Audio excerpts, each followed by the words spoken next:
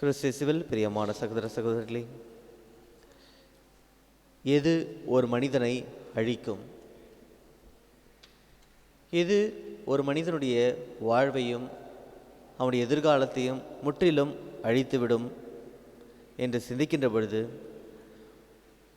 ஒரு மனிதனிடத்தில் இருக்கின்ற தற்பெருமை அவனை அழிக்குமா? அவனிடத்தில் இருக்கின்ற அகந்தை அவனை அழிக்குமா? அல்லது அவனிடம் இருக்கின்ற பேராசைகள் அவனை அழிக்குமா என்று பல நிலைகளில் நாம் சிந்திக்கலாம். ஆனால் சற்று சிந்திக்கின்ற பொழுது எந்த ஒரு நிலைமையும் உடனடியாக வந்து விடுகின்றதா என்றால் கிடையாது. ஒரு மனிதன் எப்பொழுது கம்ஃபர்டபுள் சுச்சுவேஷன் என்று கூறுவார்கள். ஆக நான் இன்று எந்த ஒரு வேலையும் செய்ய தேவையில்லை, உழைக்க தேவையில்லை, மாறாக வாழ்நாள் முழுவதும் நான் உட்கார்ந்த இடத்திலே எல்லாம் அனுபவிக்கின்ற அளவுக்கு எனக்கு ஒரு வாய்ப்புகள் கொடுக்கின்றார்கள் என்றால் மனிதர்களாகிய நாம் அவற்றை ஏற்றுக்கொள்வோமா, ஏற்றுக்கொள்ள மாட்டோமா? இரண்டே வாய்ப்பு.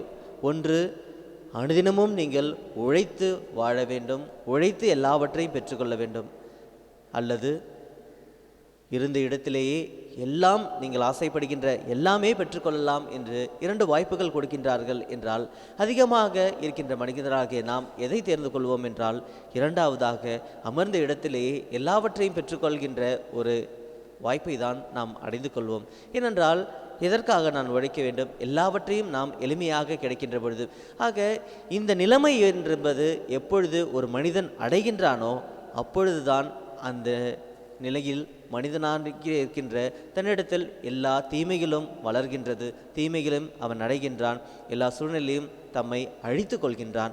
ஆக இந்த நிலைக்கு எப்பொழுதெல்லாம் நாம் தள்ளப்படுகின்றோமோ, இந்த நிலைக்கு நம்மையே நாம் உட்படுத்தி கொள்கின்றோமோ அப்பொழுது நம்முடைய அழிவை நாம் தேர்ந்தெடுத்துகின்றோம்.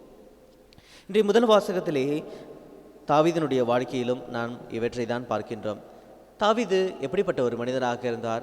இறைவன் சொல்லை அனுதினமும் நான் செயல்படுத்த வேண்டும் என்ற கடவுளுக்கேற்ப ஒரு வாழ்க்கையை வாழ வேண்டும் என்பதற்காக ஓடி ஓடி அவர் உழைத்து கொண்டே இருந்தார்.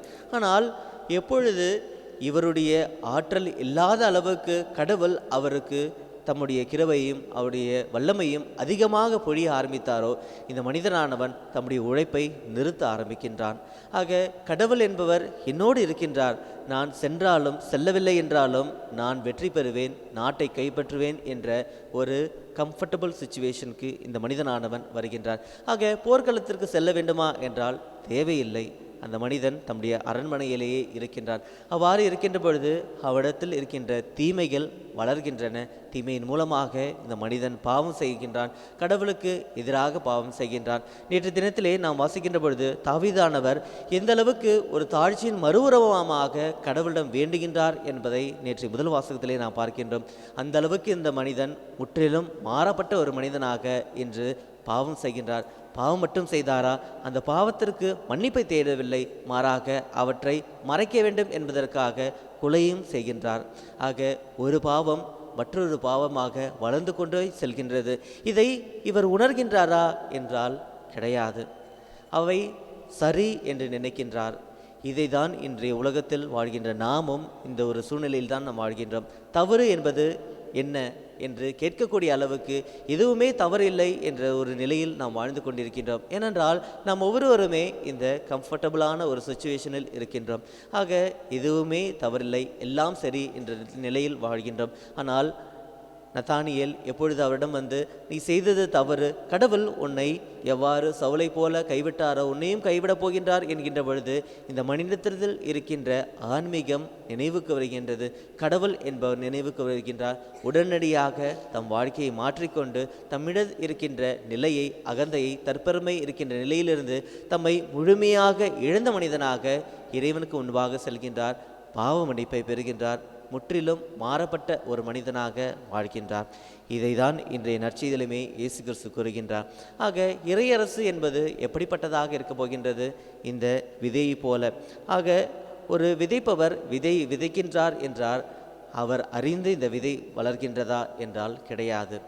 அவர் தம்முடைய ஆற்றல் மூலமாக அந்த விதையை விளைவிக்கின்றாரா என்றால் கிடையாது.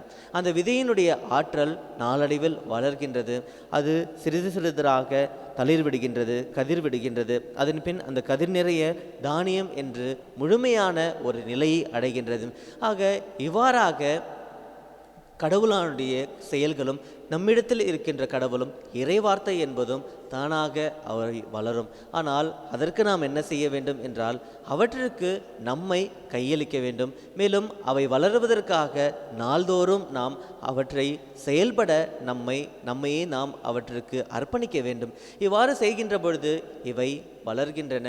நாம் அறிந்தும் அறியாமையும் கடவுள் என்பவர் நம்மிடத்திலே வளர்ந்து கொண்டே இருக்கின்றார். நம்முடைய பண்புகளும் அவைக்கு தகுந்த மாதிரி அவை மாறிக்கொண்டே இருக்கின்றன. ஆனால் நாம் எப்பொழுது இவற்றிற்கு உழைக்காமல் நாம் இருக்கின்றோமோ அப்பொழுது முற்றிலும் மாறப்பட்ட மனிதர்களாக நாம் மாறுகின்றோம். ஆக இன்று நான் எப்படிப்பட்ட ஒரு நிலையில் இருக்கின்றேன்? என்னையே வருத்தி உழைக்கின்ற மனிதராக, அனுதினமும் இறைவனை சிந்திக்கின்ற மனிதராக இருக்கின்றேனா? இறைவனை சிந்திக்காமல் சற்று இறைவனுக்கு நன்றி கூறினால் போதும், எல்லாவற்றிற்கும் நான் நன்றி கூறுகின்றேன், அதனால் நான் நல்ல மனிதனாக இருக்கின்றேனா என்றால் நிச்சயம் கிடையாது. அனுதினமும் ஒவ்வொரு நிமிடமும் நான் செய்கின்ற செயல் எப்படிப்பட்டதாக இருக்கின்றது? அவை இறைவனுக்கு ஏற்பவையாக இருக்கின்றதா? இறைவன் என்னிடத்தில் என்ன செயலாற்றி கொண்டிருக்கின்றார் என்பதை சிந்திக்கின்ற மனிதர்களாக வாழ்கின்ற பொழுது நாம் கடவுளை வளர்விக்கின்றோம். எண்ணில் இருக்கின்ற கடவுளை பிறருக்கு கொடுக்கின்றோம். இறைவனுடைய மனிதனாக வாழ்கின்றோம். இவை நாளடைவில் வளர்ந்து கதிர் கொடுக்கும் பலனாக கடிகள் கொடுக்கின்ற மரமாக, செழித்தோகின்ற மரமாக வாழ்கின்றன. ஆக நாம் அப்படிப்பட்ட கனித்தருகின்ற செழித்தோகின்ற மரமாக வார நம்மில் இருக்கின்ற கடவுளை நாம் வளர விடுவோம். அவற்றுக்கு நாம் அர்ப்பணிப்போம். நாம் அவற்றிற்காக உழைப்போம் என்ற மனதோடு இத்திருப்பலியிலே நாம் தொடர்ந்து மன்றாடுவோம்.